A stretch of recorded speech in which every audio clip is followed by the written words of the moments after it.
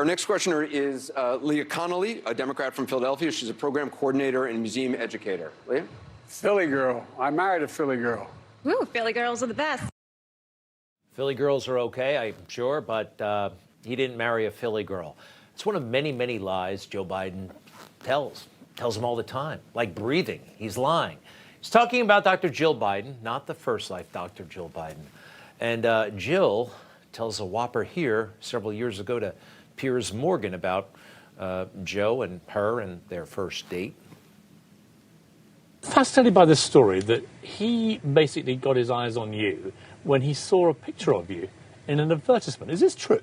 Well, part of it is true. I had met him once before, and but we were in a crowd, and it was at a fundraiser, and so then I guess he saw my picture somewhere, and he said, "Oh, now that's the kind of girl I'd like to date." And I knew his brother, so his brother said, "Oh, I know her," because I was in college at the time, and his brother was there, and so Frank called me and or got my number, and Joe called and said, "You know, this is Joe Biden, and would you like to go out?" And where was your first date? We went to Philadelphia to the movies. Do you remember the film? No, I don't. So when I first saw that, I knew. Not knowing the movie, my parents, they went to see Psycho. There was something up with that story. It didn't check out somehow. And, well, then I met Jill Biden's first husband, a great guy named Bill Stevenson, who's been on the show now. I think this might be your third time. We're so grateful that we have a relationship with Bill Stevenson, a very successful businessman from Delaware. Yes, who was married to Jill Biden before Joe Biden was. And Joe met Jill while still married to our friend Bill. Bill, welcome back. How are you? Thank you, Greg, for having me tonight. I love the new 9 o'clock time slot. It's perfect. Congratulations. Oh, thanks so much. Yeah, no, we're really excited about it. So, listen, we'd love to. You've known Joe Biden since, well, what year did you first meet Joe? 1971, Greg. Wow. And the funny thing is, it was pointed out to me today that even though he has moved 3 times up here just outside Wilmington, I've always lived about 2 miles from him, which I do now. So I've known him since 1951. We were friends. And as we had discussed before, I backed him on the 1972 Senate run, which was when he was 29 years old, and backed him 100%. And it only took 2.5, 3 years down the road for him to betray me.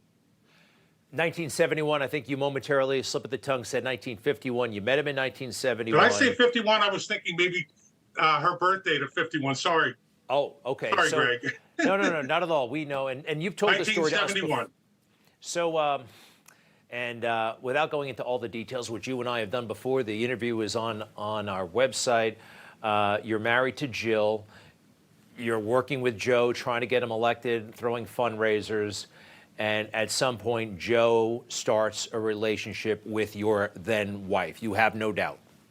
No doubt. And the story she just told about first date, going to the movies in Philadelphia, and Frank Biden giving the phone number, what do you say? Is that at all true? It's an absolute lie. And what's so funny was they're saying it happened in March of 75. I do have that date right. I'm saying that the affair started in the summer of 1974, where a Corvette that I had just given her for her birthday, Joe backed into another car and then failed to pay the person within a reasonable amount of time. And he came to my business, explained the story, that his car was damaged. And 3/4 of the way through the conversation, he told me that it was Joe driving, not Joe. So, yeah, there's some fact. One more little funny thing, though, that is even crazier about that story with Piers Morgan is that Joe and I had gone to Philadelphia often to a restaurant called Champignon. Why they would go to that restaurant on their first date is crazy. Not only did the waiter recognize them, one of my great friends was there and took that picture of Joe and Jill in that restaurant. Doesn't make any sense at all. All right, now, but you have no bitterness toward Jill. Things happen in life. People make mistakes. And I think you actually said at one point, this happened. people should know, but it's not necessarily, back in 2020, I think you said this, a reason to vote against Joe Biden. People make mistakes. You know, a lot of our marriages end in divorce. That is not a reason not to vote for Joe Biden, in your opinion, although there are plenty of others. But I just want to be clear on that. If I'm right, am I right about that? Is that how you view things? Oh, 100%, you're right. I just the other day when I found out she had COVID, asked for my Facebook friends to send a prayer her way. I have no issues with Dr. Joe Biden. We were both very young. Everybody around me knows that it has worked out unbelievably for me with Linda, my stepdaughter Christina, and my family. It turned out to be the best thing that ever happened to me, Greg. We have a poll here. A lot of people do not think that Joe is up to the job as president. 60% expressed doubts about his mental fitness for the role of president. 73% of voters in the U.S. expressed concerns that Joe Biden is too old. You knew him all the way back in 1971. You see him around now, and it's obvious to all of us. We've seen the old footage, but it's certainly obvious to you, probably more than anybody, that this guy is a different man. Not only is he a different man, it is absolutely amazing what I feel he's doing to destroy this country.